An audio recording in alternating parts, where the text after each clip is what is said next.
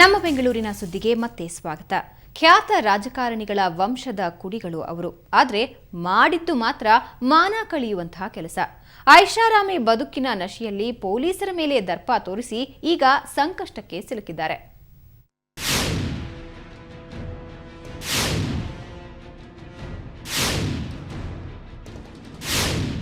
ಹೌದು, ನಾವು ದೊಡ್ಡ ರಾಜಕಾರಣಿಗಳ ಮನೆಯ ಮಕ್ಕಳು ಅನ್ನೋ ಅಮಲು ಈ ಯುವಕರ ನೆತ್ತಿಗೇರಿತ್ತು. ಇದೇ ಅಹಮ್ಮಿನಲ್ಲಿ ತಾವೇನು ಮಾಡಿದ್ರು ನಡೆಯುತ್ತೆ ಅಂತಾನೆ ಅಂದುಕೊಂಡಿದ್ರು. ಪೊಲೀಸರ ಮೇಲೆ ದರ್ಪ ತೋರಿಸಿದ ಯುವಕರು ಕುಟುಂಬದ ಹಿರಿಯರು ತಲೆ ತಗ್ಗಿಸುವಂತೆ ಮಾಡಿದ್ದಾರೆ. ಈ ರೀತಿ ಅಹಂಕಾರದಿಂದ ವರ್ತಿಸಿದವರು ಬೇರಾರೂ ಅಲ್ಲ, ಮಾಜಿ ಸಿಎಂ ಎಸ್.ಎಂ. ಕೃಷ್ಣ ಅವರ ಮೊಮ್ಮಗ ಕೌಶಿಕ್ ಗಣೇಶ್ ಹಾಗೂ ಸಾರಿಗೆ ಸಚಿವ ರಾಮಲಿಂಗಾರೆಡ್ಡಿ ಅವರ ಸಂಬಂಧಿ ಆದಿತ್ಯ ರೆಡ್ಡಿ.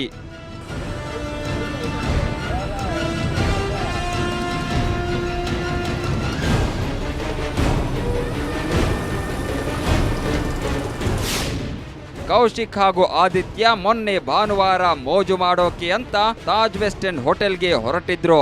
ರೇಸ್ ಕೋರ್ಸ್ ರಸ್ತೆಯಲ್ಲಿ ಶರವೇಗದಲ್ಲಿ ಅಡ್ಡಾದಿಡ್ಡಿ ಕಾರು ಚಲಾಯಿಸಿ ಪೊಲೀಸರ ಕೆಂಗಣ್ಣಿಗೆ ಗುರಿಯಾಗಿದ್ರು.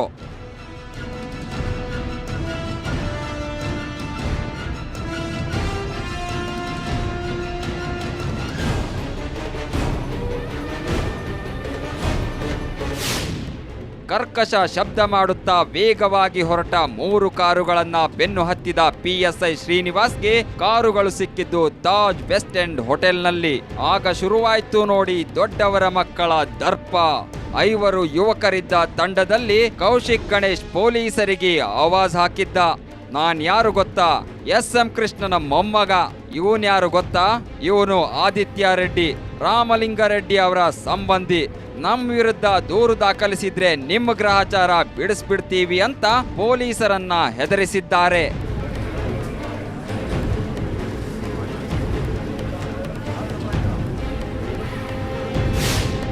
ಆದ್ರೆ ಇದಕ್ಕೆ ಜಗ್ಗದ ಖಡಕ್ ಇನ್ಸ್ಪೆಕ್ಟರ್ ಶ್ರೀನಿವಾಸ್ ಕಾರುಗಳನ್ನ ವಶಕ್ಕೆ ತೆಗೆದುಕೊಳ್ಳೋಕೆ ಮುಂದಾಗಿದ್ದಾರೆ. ಆದ್ರೆ ಕರ್ತವ್ಯಕ್ಕೆ ಅಡ್ಡಿಪಡಿಸಿರುವ ಯುವಕರು ಬೆದರಿಕೆಯನ್ನ ಹಾಕಿದ್ದಾರೆ.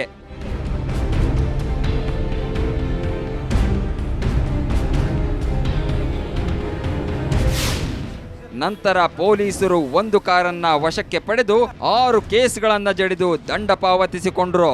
ಕಾರ್ ನಂಬರ್ ತಪ್ಪಾಗಿ ಕೊಟ್ಟಿದ್ದಲ್ಲದೆ ಠಾಣೆಯಲ್ಲಿ ಬೆದರಿಕೆ ಹಾಕಿಸಿದ್ರಿಂದ ಎಸ್ಐ ಶ್ರೀನಿವಾಸ್ 3 ಯುವಕರ ವಿರುದ್ಧ ಹೈಗ್ರೌಂಡ್ ಠಾಣೆಯಲ್ಲಿ ದೂರು ದಾಖಲಿಸಿದ್ದಾರೆ.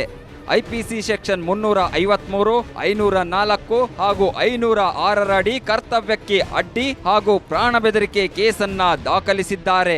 ಸುಮ್ಮನಿರಲಾರದೆ ಇರುವೆ ಬಿಟ್ಟುಕೊಂಡ್ರು ಅನ್ನೋ ಹಾಗೆ ಈ ಹುಡುಗರು ಪೊಲೀಸರ ಮೇಲೆ ದರ್ಪ ತೋರಿಸಿ ತಮ್ಮ ಕುಟುಂಬದ ಮರ್ಯಾದೆಯನ್ನು ಹರಾಜು ಹಾಕಿದ್ದಾರೆ. ಬೆಂಗಳೂರಿನಿಂದ ರಮೇಶ್ ಕೆಎಚ್, ಕ್ರೈಮ್ ಬ್ಯೂರೋ, ಸುವರ್ಣ ನ್ಯೂಸ್.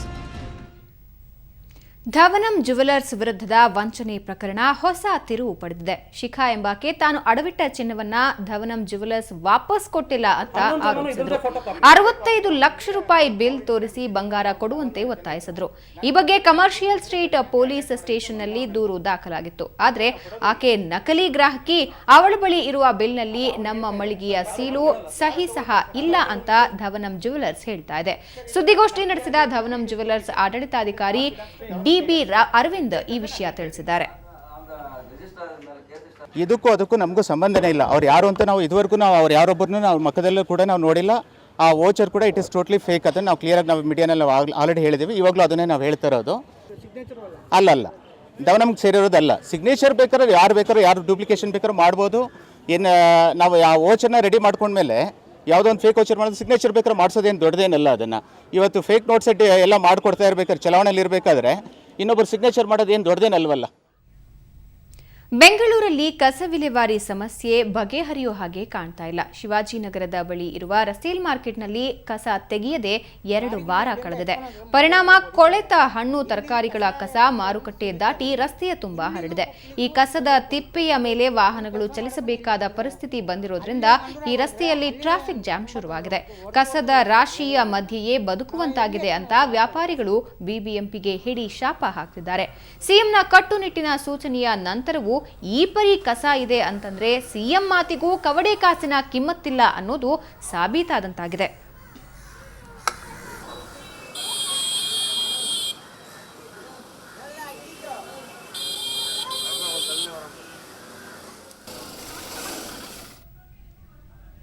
ನೀವು ಅಕ್ರಮವಾಗಿ ನೀರಿನ ಸಂಪರ್ಕ ಪಡೆದಿದ್ದೀರಾ? ಹಾಗಾದ್ರೆ ಮೊದಲು ಮೀಟರ್ ಹಾಕಿಸ್ಕೊಳ್ಳಿ.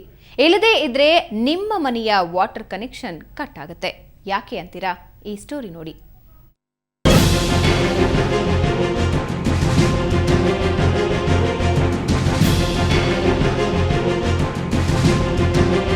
ಮೊನ್ನೆಯಷ್ಟೇ ಸದನದಲ್ಲಿ ಸಿಎಂ ಸಾಹೇಬ್ರು ಜಲಮಂಡಳಿ ಅಧಿಕಾರಿಗಳನ್ನ ಹಿಗ್ಗಾಮುಗ್ಗ ತರಾಟೆಗೆ ತೆಗೆದುಕೊಂಡಿದ್ರು. ಅಕ್ರಮ ನೀರಿನ ಸಂಪರ್ಕಕ್ಕೆ ಬ್ರೇಕ್ ಹಾಕ್ತಿಲ್ಲ ಅಂತ ಚೀಮಾರಿ ಹಾಕಿದ್ರು.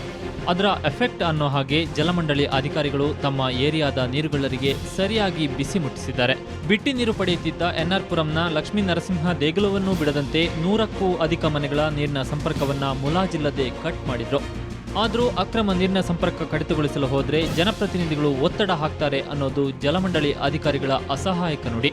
ವಿಭಾಗ ವ್ಯಾಪ್ತಿ ಬರ್ತಕ್ಕಂಥ ಎಲ್ಲ ನೌಕರರುಗಳನ್ನ ತಾವು ಸೇರಿಸ್ಕೊಂಡು ಒಟ್ಟಿಗೆ ಸೇರಿ ಈ ಥರ ಒಂದು ಬ್ಯಾನರ್ಸ್ ಹಾಕ್ಕೊಂಡು ಮ್ಯಾಸಿವ್ ಡಿಸ್ಕನೆಕ್ಟ್ ಅಂತ ಮಾಡಿ ತುಂಬ ಅನಧಿಕೃತ ಸಂಪರ್ಕಗಳು ಹಾಗೂ ಮತ್ತು ಬಾಕಿ ವಸೂಲಾತಿ ಕಾರ್ಯಕ್ರಮ ಅಂತೇಳಿ ಬಾಕಿ ಇರ್ತಕ್ಕಂಥವು 3 ತಿಂಗಳು ಮೇಲ್ಪಟ್ಟು ಯಾರ್ಯಾರು ಕಟ್ಟಿಲ್ಲ ಅವ್ರಿಗೆಲ್ಲನೂ ನಾವು ಡಿಸ್ಕನೆಕ್ಟ್ ಮಾಡಿದ್ದೀವಿ. ಈ ಅವಧಿ ಒಳಗಡೆ ಈ ಮಧ್ಯಾಹ್ನದ ಅವಧಿ ಒಳಗಡೆ 2 ಲಕ್ಷ ರೂಪಾಯಿ ಕಲೆಕ್ಷನ್ ಮಾಡಿದ್ದೀವಿ. ಇನ್ನು ಶ್ರೀರಾಂಪುರದ ಸುತ್ತ ಅಕ್ರಮ ನೀರಿನ ಸಂಪರ್ಕ ಕಡಿತ ಮಾಡಿದ ಅಧಿಕಾರಿಗಳು ನೀರಿನ ಬಿಲ್ ಕಟ್ಟದವರಿಗೆ ಚುರುಕು ಮುಟ್ಟಿಸಿದ್ದಾರೆ. ಸುಮಾರು 3 ಲಕ್ಷ ರೂಪಾಯಿ ಬಾಕಿ ಬಿಲ್ ವಸೂಲಿ ಮಾಡಿದ್ದಾರೆ. ಈ ಮಧ್ಯೆ ಕೆಪಿಸಿಸಿ ಸೆಕ್ರೆಟರಿ ಕರ್ಣಿಕ್ ಕೂಡ ಮನೆಗೆ ಅಕ್ರಮ ನೀರಿನ ಸಂಪರ್ಕ ಪಡೆದಿದ್ದು 2 ಲಕ್ಷ ನೀರಿನ ಬಿಲ್ ಬಾಕಿ ಉಳಿಸಿಕೊಂಡಿರುವುದು ಕಂಡುಬಂದಿದೆ. ಕಾರ್ಣಿಕ್ ಕೆಪಿಸಿಸಿ ಸೆಕ್ರೆಟರಿ ಅಂತ ಹೇಳಿ ನನಗೆ ಒಂದು ಫೋನ್ ಮಾಡಿ ಹೇಳಿದ್ರು ಅವ್ರ ಮನೆ ಹತ್ರ ಹೋದಾಗ. ಅನಧಿಕೃತವಾಗಿ ಹಿಂದೆ ಮೀಟ್ರಿಗಿನ ಹಿಂದೆನೇ ಒಂದು ಸಂಪರ್ಕ ತಗೊಂಡಿರೋದು ಅಲ್ಲದೆ ಅದಕ್ಕೆ ಹಿಂದಿನ ಸಂಪರ್ಕಕ್ಕೆ ಮೋಟರ್ನ ಅಳವಡಿಸಿದ್ದಾರೆ ನೇರವಾಗಿ. ಇದು 2 ಥರದ ತಪ್ಪು ಮಾಡಿದ್ದಾರೆ. ಇದ್ರ ಬಗ್ಗೆ ನಾವು ನೋಟಿಸ್ ನೀಡಿ ಅವ್ರ ಬಗ್ಗೆ ಕ್ರಮ ತಗೊಳ್ತೀವಿ. ನಮ್ಮ ಮೇಲಧಿಕಾರಿಗಳ ಗಮನಕ್ಕೆ ತಗೊಬಂದು. ಜನಪ್ರತಿನಿಧಿಗಳೇ ಅಕ್ರಮವನ್ನ ಬೆಂಬಲಿಸಿದ್ರೆ ಜಲಮಂಡಳಿ ಅಧಿಕಾರಿಗಳಾದ್ರೂ ಏನ್ ಮಾಡ್ತಾರೆ ಹೇಳಿ? ರಾಜಕಾರಣಿಗಳು ಒತ್ತಡ ಹಾಕದೆ ತೆಪ್ಪಗಿದ್ರೆ ಅಕ್ರಮ ನೀರಿನ ಸಂಪರ್ಕಕ್ಕೆ ಬ್ರೇಕ್ ಬೀಳೋದಂತೂ ಖಂಡಿತ. ಬೆಂಗಳೂರಿನಿಂದ ಕ್ಯಾಮರಾಮನ್ ಪ್ರತಾಪ್ ಜೊತೆ ಮಮತಾ ಮರ್ದಾಳ, ಸುವರ್ಣ ನ್ಯೂಸ್. ಈಗ ಒಂದು ಬ್ರೇಕ್ನ ನಂತರ ನಮ್ಮ ಬೆಂಗಳೂರಿನ ಸುದ್ದಿ ಮತ್ತೆ ಮುಂದುವರಿಯುತ್ತೆ.